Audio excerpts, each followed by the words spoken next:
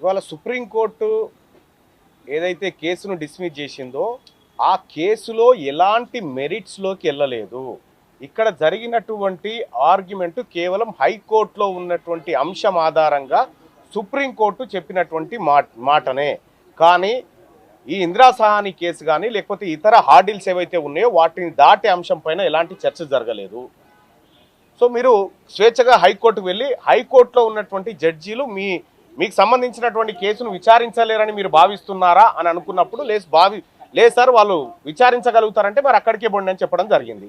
ఇది ఇక్కడ గవర్నమెంట్ విజయమో ఇంకోరి విజయమో కాదు, ఇది కేవలం ఆపరేషన్ సక్సెస్ పేషెంట్ డెత్ ఇది మాత్రమే జరిగింది. రేపు హైకోర్టులో ఇదే తరహాలో ఉండదు. ఎందుకంటే అక్కడ జరిగేటువంటి ఆర్గ్యుమెంటు ఇందిరా సహాని కేసు వస్తుంది, Krishnamurthy versus union of India case వస్తుంది, ఇట్లా అన్ని కేసులు వస్తాయి. కాబట్టి ఇక్కడ రాష్ట్ర ప్రభుత్వం విన్ అయిందనో ఇంకోటని కాదు. నిజంగా విన్ అయ్యేది ఉంటే ఈ తెలంగాణ రాష్ట్ర ముఖ్యమంత్రి గారు చాలా ఇబ్బంది పడతా ఉన్నారు. అనేకమైనటువంటి అడ్వకేట్లను సిబ్బందిని మంత్రులను ఇక్కడ దూలకంటే ఆ పిటిషన్లు వేసినటువంటి 2 రెడ్లను మీరు ఊకొండా అంటే అయిపోతుంది. ఆ పని చేయకుండా అటువైపు నుంచి వాళ్ళని దోలిచ్చి ఇటువైపు నుంచి మంత్రులను దోలిచ్చి తెలంగాణ రాష్ట్రంలో ఉన్నటువంటి జనాభా బీసీలనందరినీ ఆశల పల్లెకిలో ఊరేగిస్తూ ఇవాళ ఆఖరికి హైకోర్టులో ఉన్నటువంటి మ్యాటర్ ఆడ ఉండగా రేపు జడ్జి గారు రిటైర్మెంట్, మళ్ళా రేపు ఎవరైతే 8 తారీఖు అని చెప్పుకున్నారో ఆ జడ్జి గారు రిటైర్మెంట్ రేపు ఉన్నది. సో ఈ అన్ని అంశాలు చూస్తున్నటువంటి పరిస్థితుల్లో ఇంకా కేసు ఇండెప్త్లోకి పోలేదు. రాష్ట్ర ప్రభుత్వం చిత్తశుద్ధితోటి విధానంతో రాలేదు ఇక్కడికి. తమిళనాడు కేసును ఉదాహరించుకోనైనా ఆ రోజు జయలలిత గారు శపథం చేసి ఢిల్లీలో వచ్చి కూర్చొని అప్పుడున్నటువంటి ప్రధానమంత్రి గారితో మాట్లాడుకొని పార్లమెంటులో ఒక చట్టం చేసుకొని 9th షెడ్యూల్లో పెట్టుకొచ్చినటువంటి విధానం వేరు. ఇక్కడ ఈ రాష్ట్ర ప్రభుత్వం వస్తున్నటువంటి విధానం వేరు. ఈ రాష్ట్ర ప్రభుత్వం ఏంటంటే సాటుంగా గొంగడి మాటన చీకట్లో వీళ్ళకు రిజర్వేషన్ కాగితం వీళ్ళ చేతిలో పెట్టొచ్చు అని చూస్తూ ఉన్నది. కానీ న్యాయస్థానాల ద్వారా ఇది నిజమైనటువంటి రిజర్వేషన్గా నిలబడదు. మాకు వాటాగా మాకు హక్కుగా రావాల్సినటువంటి రిజర్వేషన్ ఏదైతే ఉందో ఇది ఖచ్చితంగా రావాలి. దీన్ని అడ్డుకోవాలని పదే వీళ్ళు చూస్తూ ఉన్నారు. హైకోర్టులో కేసు వేసినారు, ఇక్కడ సుప్రీంకోర్టుకు వచ్చి కేసు వేసినారు. ఇన్ని రకాలుగా ఈ రిజర్వేషన్లు అడ్డుకోవాలని ఎవరైతే చూస్తూ ఉన్నారో వాళ్లకు రిక్వెస్ట్ చేసినాము.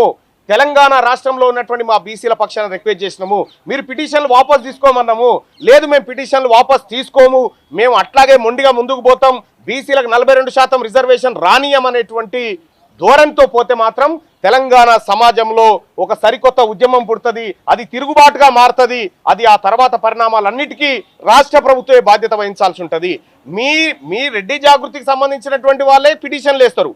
మీ ముఖ్యమంత్రి రెడ్డికి సంబంధించిన ముఖ్యమంత్రి జీవో ఇస్తాడు, రెడ్డి ప్లీడర్ గారే వాదిస్తాడు. ఇలా బీసీలను పిచ్చోళ్ళని చేస్తేందుకు ఇక్కడ మాకు సుప్రీంకోర్టు చుట్టూ మాకు హైకోర్టు చుట్టూ తింపుకుంటూ ఇలా మమ్మల్ని మోసగించే ప్రయత్నం చేస్తూ ఉన్నారు.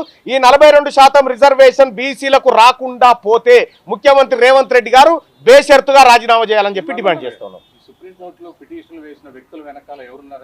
100% రేవంత్ రెడ్డి గారు ఉన్నారు. 4 కోట్ల మందిని కంట్రోల్ చేయగల శక్తి రేవంత్ రెడ్డి గారి దగ్గర ఉన్నప్పుడు ఇద్దరిని కంట్రోల్ చేసే శక్తి లేదా ఆయన దగ్గర?